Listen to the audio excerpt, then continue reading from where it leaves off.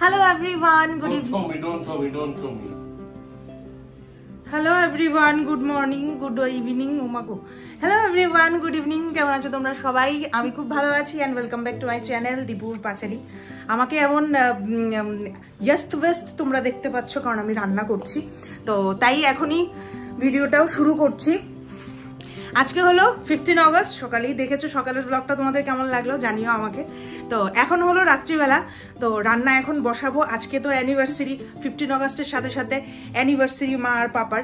তো এমন কোনো আহামরি কিছুই করব না, নিজেদের মধ্যে। আর জানো আজকে সকালবেলা সাডেনলি বাবি সারপ্রাইজ দিয়েছে, তো বাবি আসাতে আরো ভালো হয়ে গেল। তো বাড়িতে এখন রান্নাবান্না হচ্ছে। কি রান্নাবান্না হচ্ছে চলো রান্নাঘরে যাই, দেখাই তোমাদের। প্রথম ভেবেছিলাম কেক কেটে তারপর রান্না বসাবো, কিন্তু পরে ভাবলাম যে কেক তো রাতেও কাটা যাবে একদম খাওয়ার আগটা দিয়ে। তো এখন রান্নাটা তাড়াতাড়ি একটু ঝটপট সেরে নিই, সেজন্য দুপুরবেলায় আমি মাংস মানে পাঁঠার মাংস একটু নুন দই দিয়ে মেরিনেট করে রেখেছিলাম। তো এগুলো ফার্স্ট একটু ভেজে নেব নুন আর হলুদ দিয়ে।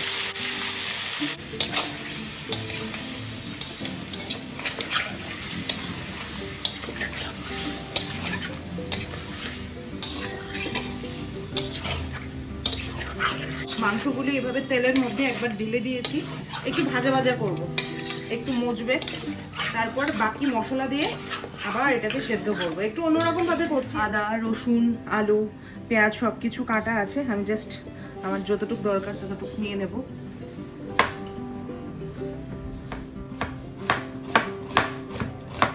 দিয়ে দিই, কালারটাও হয়ে যাবে, কারেন্টটাও চলে গেল। দেখতে পাচ্ছ আমার কিন্তু মাংসটা একদম জল যা বেরিয়েছিল সব শুকিয়ে গেছে। আর নিচে যা দেখতে পাচ্ছ এগুলো হলো তেল, দইয়ের তেল। তো 20% মাত্র একটু কষেছে। এবার আমি এই তেলটাতেই আর একটু তেল দিয়ে পেঁয়াজগুলো কষাবো, মশলা কষাবো, যা যা যাবতীয় দেওয়া হয় মাটনে। আর মাটনগুলো তুলে রাখবো আপাতত।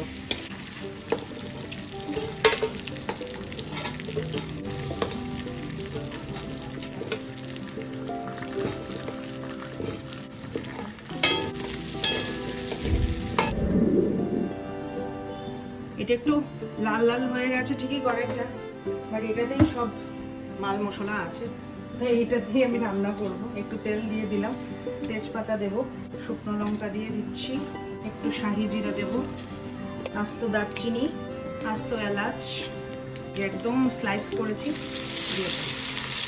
কাজগুলো একটু ভালো করে ভাজা করব। তোমরা হয়তো বা ভাবছো যে এটা একদম কালো হয়ে গেছে, একদমই না। মাংসটা একটু ভাজা করলে কড়াইটা একটু এমন হয়েই যাবে।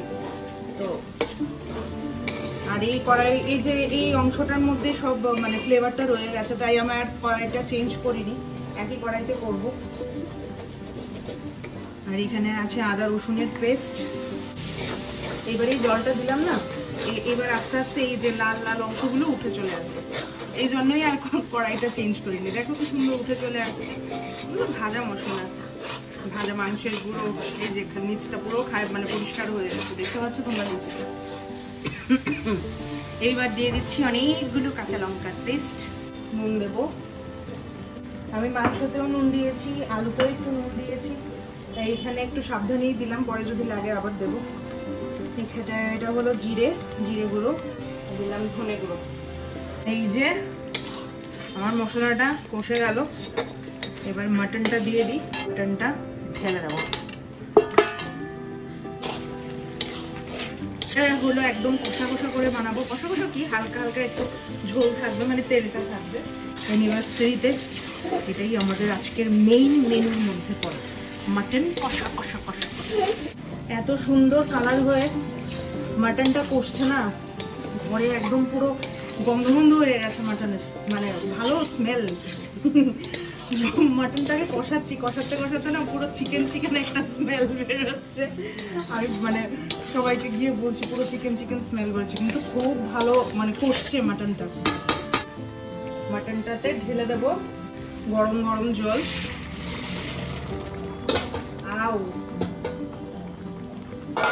গরম জলটা হাতে ছেঁকা লাগলেও এতটা ব্যথা করে না, ভাপ লাগলে যতটা ব্যথা করে। আরে বাপরে বাপ, এখন জলটা ঢালার সময় জলের ভাপটা লাগলো হাতে, মনে হচ্ছিল জানটা বেরিয়ে যাবে। জল দিয়ে ভালো করে সেদ্ধ হোক এটা। এবার এখন চলে এলাম পোলাওর দিকে। এই যে গোবিন্দভোগ চাল নিলাম, এখানে অলমোস্ট 1 কেজির মতো চাল আছে। এটাকে এবার মাখাবো, হলুদ দেই, কারণ পোলাও রান্না করছি, মিষ্টি পোলাও। মাংসটা একটু ঝাল ঝাল বানাবো তো। ঘি, হলুদ, একটু নুন আর একটু সামান্য তেল দিয়ে আমি এটা মাখাবো। নুন, এটাকে এবার ভালো করে মাখাবো। মাখানো আমার হয়ে গেছে, এবার আমার পোলাও বসানোর পালা।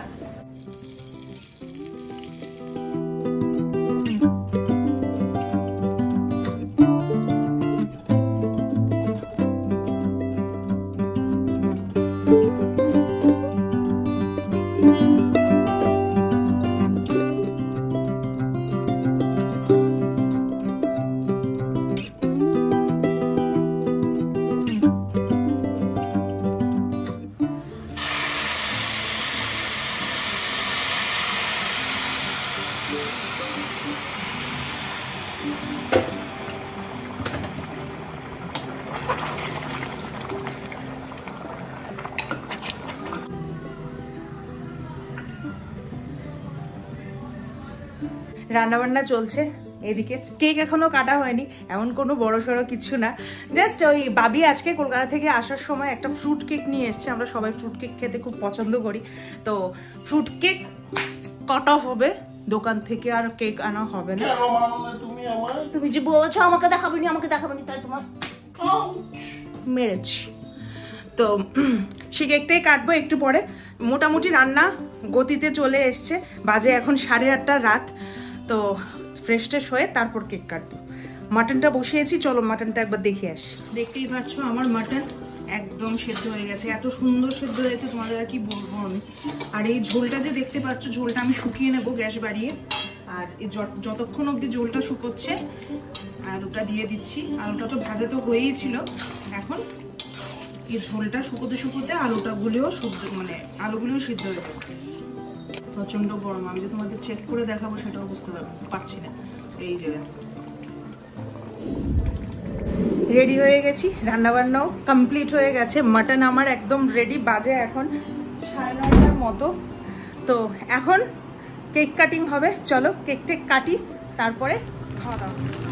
ওই কালকে আইতে বলছি বুঝছো, এই কিন্তু এক স্যালারি কি 15 তারিখ হয়ে যায় দিতে? না এটা ফান্ড থেকে দিয়ে দেয়। এখন কি কালেকশন? এখন আমাদের ওই যে কমন ইলেকট্রিক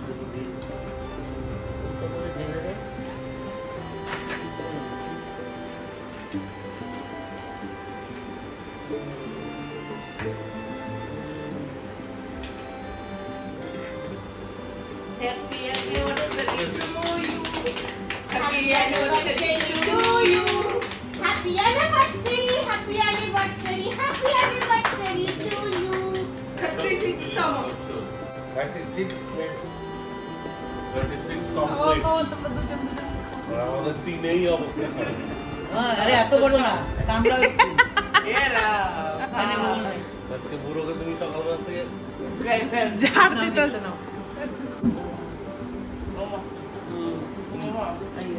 নমস্কার।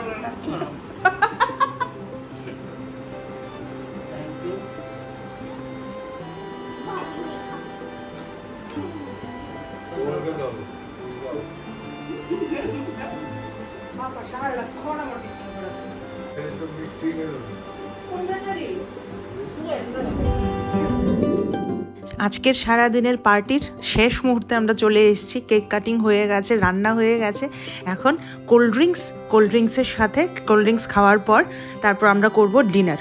তো কেমন লাগলো আজকে আমাদের সারা দিনের ব্লগটা? আজকের এই একদিনে আমার 3টে ব্লগ বেরিয়েছে। দুপুরবেলা আমাদের মেনুর ব্লগ, সকালবেলা বাবি যে আসলো, এটা সারপ্রাইজ হয়ে গেলাম আমরা সবাই, তো সেটার একটা ব্লগ, আর প্লাস এই বিকালবেলা আমাদের পার্টির ব্লগ। কেমন লাগলো নিশ্চয়ই কমেন্ট বক্সে জানিও। আর দিনটা আজকে এখানেই শেষ করছি, আর শেষ করার সাথে সাথে চলে যাচ্ছি সোজা ডিনার টেবিলে। চলো, এই যে আমাদের পোলাও আর মাটন মাটনটা একটু দেখিয়ে দাও কেমন হয়েছে টিপ দিয়ে।